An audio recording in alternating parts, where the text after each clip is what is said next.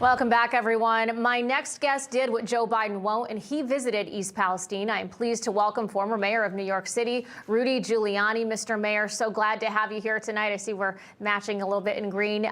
You did a great thing. I think a lot of people probably thought, why is Mayor Giuliani in East Palestine? But I get it. Mayor to mayor, you've navigated New York City through a crisis post 9/11. You cleaned up the city like nobody else could. I'm sure you had a lot to offer the mayor of East Palestine when you met with him. What do you think the residents of East Palestine need right now? Well, I think they are extraordinarily brave and people. I think they've been treated so horribly, and I think they are unfortunately not an isolated group.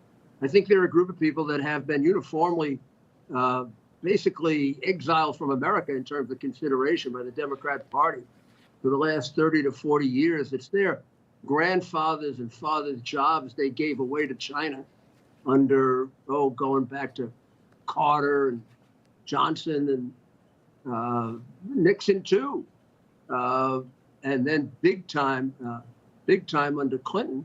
I mean, they just wiped out middle America, Palestine being, a key to it.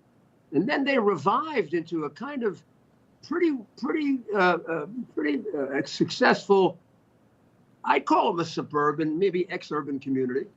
It's not when you go there, it's not a rundown community like you see in some parts of America.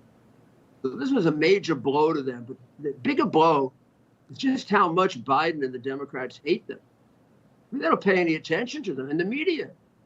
Biden has mentioned them once, never gone there.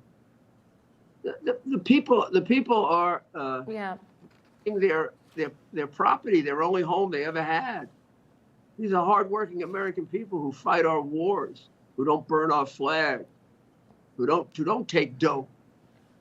Mr. Mayor, why do you think Biden won't go? I mean, he announced today he's going to be heading to Canada in a couple of weeks, Ottawa, Canada, to meet with Trudeau, yet he can't make it. A very short trip to East Palestine, Ohio. He's been all over the place, everywhere but there, says he's going to go, but there's no schedule for that trip. Why do you think that is? Is it purely political? Yeah, it's political, and he's a bitter, corrupt, nasty little man.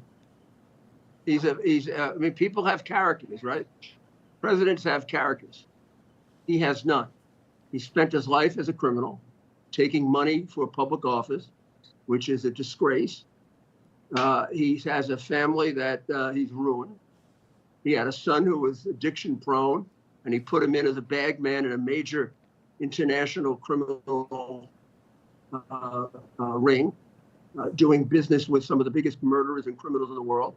You don't take an addict and do that unless you want to make him a degenerate addict. You don't give a damn about him because you're a narcissist. And he's got a granddaughter he doesn't even acknowledge. Need I say more about what a decrepit human being he is? And unfortunately, we were put through a con job to make him our president. If we had known half of this about him, he wouldn't have been president. And I think he put Americans through a con job with some of the people he's got in his cabinet. I mean, you look at Pete Buttigieg, right? He should have been one of the first on the ground, the first one really on the ground in East Palestine. I mean, you look back, he could barely fix potholes in South Bend where he was mayor.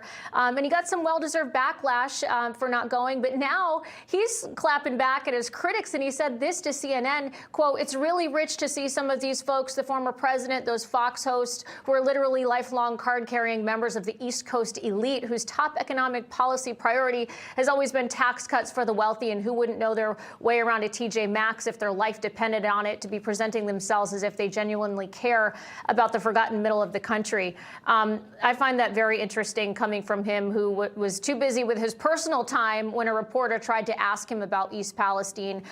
Mayor, your response to that? Well, I mean, he shouldn't have been there at all. He should have been fired after all the lives he destroyed when we had that tremendous backup in cargo, and he was on vacation for 6 weeks.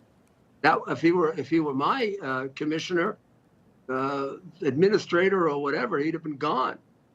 And I'm not impressed with his being mayor of a city that's smaller than some of the apartment buildings in my city, in which he did a horrible job. They were glad to get rid of him. The guy is a lazy incompetent. who's made it on his parents and their political affiliations, and the fact that he's got indicia of being selected now that have absolutely nothing to do with competence, but have everything to do with staff. Mayor, I give you a lot of credit.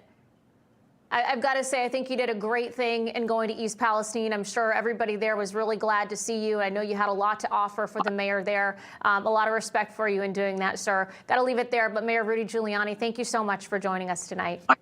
You're green. It's a little better color than mine. You always look great, sir. Take care. Thank you.